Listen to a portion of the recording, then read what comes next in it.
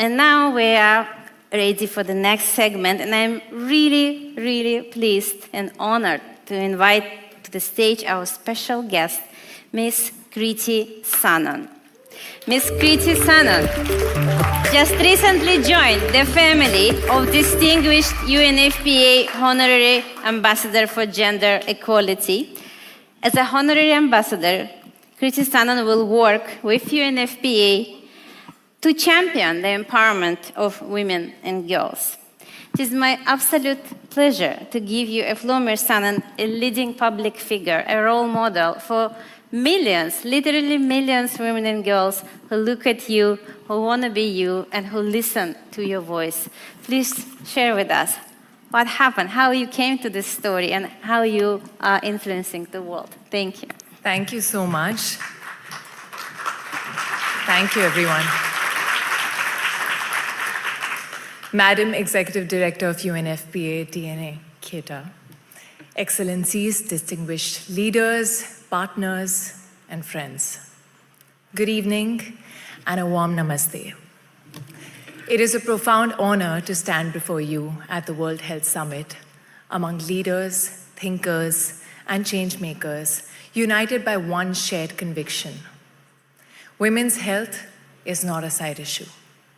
It is the cornerstone of humanity's progress, prosperity, and future. As an actor and a newly turned producer in the Indian film industry, I've built my career telling stories. Stories that can make people laugh, cry, and sometimes see the world differently. Today, as UNFPA India's Honorary Ambassador for Gender Equality, I want to tell a story that belongs to all of us. The story of women's health. Because behind every statistic is a life. A mother, a daughter, a sister, a leader whose potential is lost because health systems have failed her. I was reminded of this so vividly at my conferment event in Mumbai as UNFPA India's Honorary Ambassador, where I met young women, young girls from Beed, a district in Maharashtra. Their personal experiences shook me to my core. These little girls were married off at the ages of 11, 12, 13, sometimes to men twice or even thrice their age. At 15, many of them had become mothers. Just imagine that.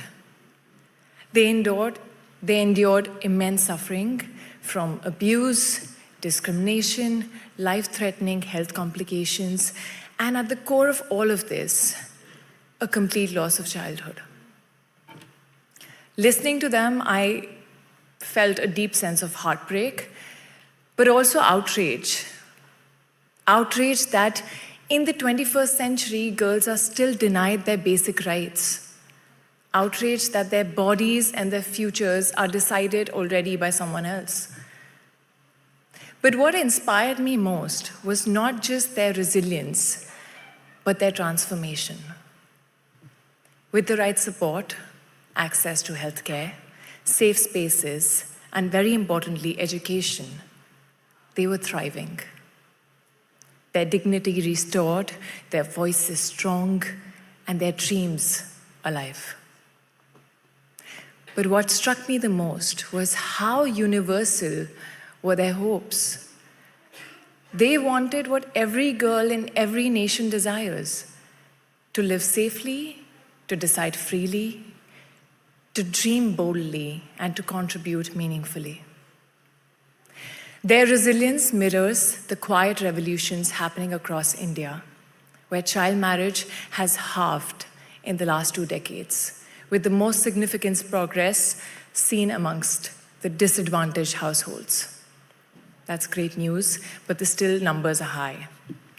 These stories of courage, change, and possibility also echo across continents, from rural villages in Africa to refugee camps in the Middle East to underserved communities here in Europe. Women everywhere share these same aspirations and unfortunately face the same barriers. I believe 3 key pillars are foundational to women's empowerment. First being inclusion. We often say nothing about her without her. Yet too often, decisions about women's health are still made without women at the table. Globally, women remain underrepresented in health research, in policy design, and in clinical trials. For too long, the default human body used to build medicine and health technologies has been, quite frankly, a man.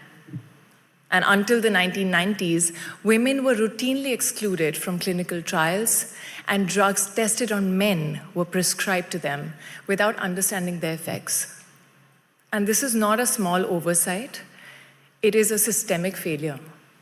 As someone who has studied engineering, I see it like building technology without testing half the inputs.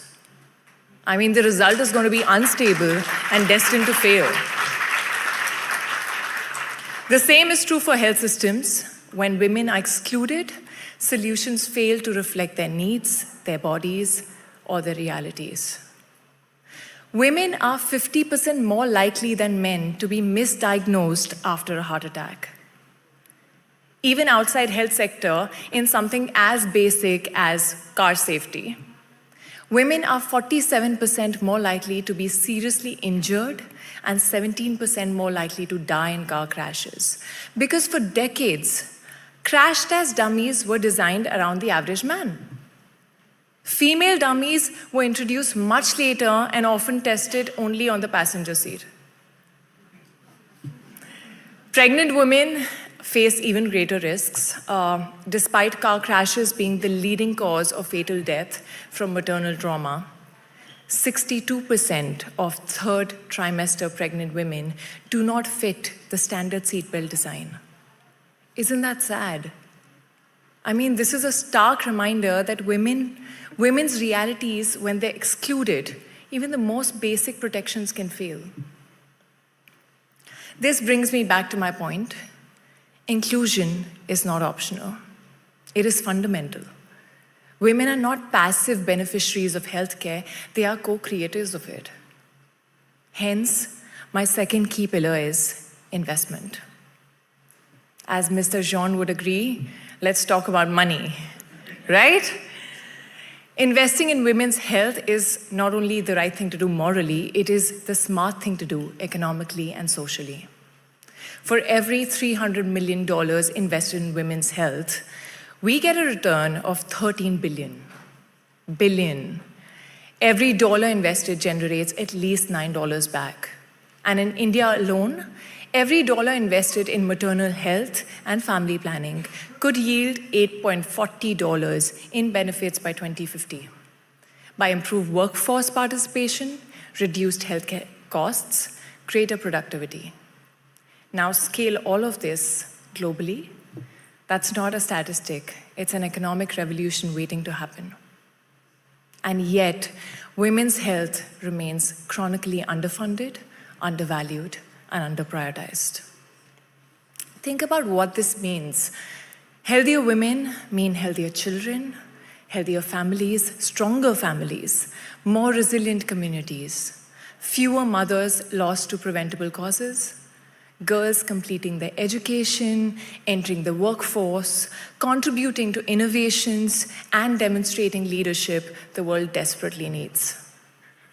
Investment in family planning and maternal healthcare alone could reduce maternal deaths by 75%. That is lives saved, that is futures transformed and potentials unleashed. Every day, trillions flow through global markets. Yet the most impactful investment of all gets neglected. This isn't just economics, it's values, in my opinion. Do we value women enough to put their health at the center, or do we keep treating it as secondary and something to, address later? If you're serious about progress, women's health isn't charity. It's infrastructure. It is the foundation everything else is built on. And it's time we invest like it. Invest in the third pillar, that is innovation. We live in the era of extraordinary innovation, digital health, artificial intelligence, and new financing models. But innovation is only transformative when it's inclusive. In India, digital health initiatives have reached over 100 million women in rural areas, a number larger than population of many countries. Yet despite these advances, women remain largely absent from the teams and companies designing the technologies that affect their lives. Currently, only 15% of health tech companies are founded or co-founded by women, and not because women lack ideas, they don't, definitely they don't, but because they are too often denied access to capital, networks, and opportunities. Ladies and gentlemen, we're leaving brilliance on the table. And imagine if digital health tools were designed with rural women in mind, or if AI systems were trained on women's realities, if financing models channeled resources directly to women-led enterprises. That's why initiatives like UNFPA X Women Collective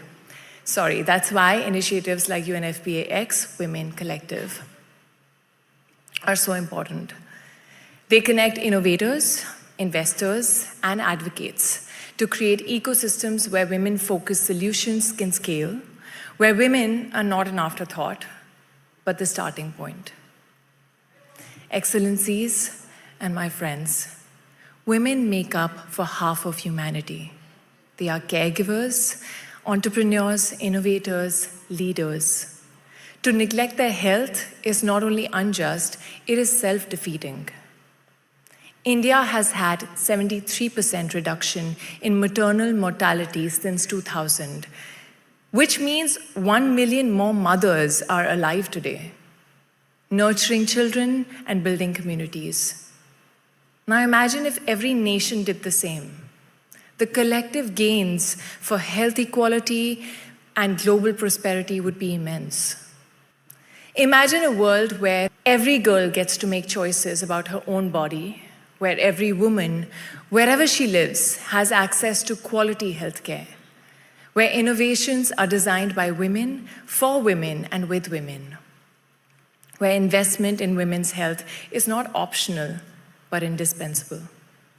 And this is not just a dream, this is well within our reach, but it requires courage, commitment, and action. Now. I am proud to stand with UNFPA, with all of you here at the World Health Summit, to make this vision a reality.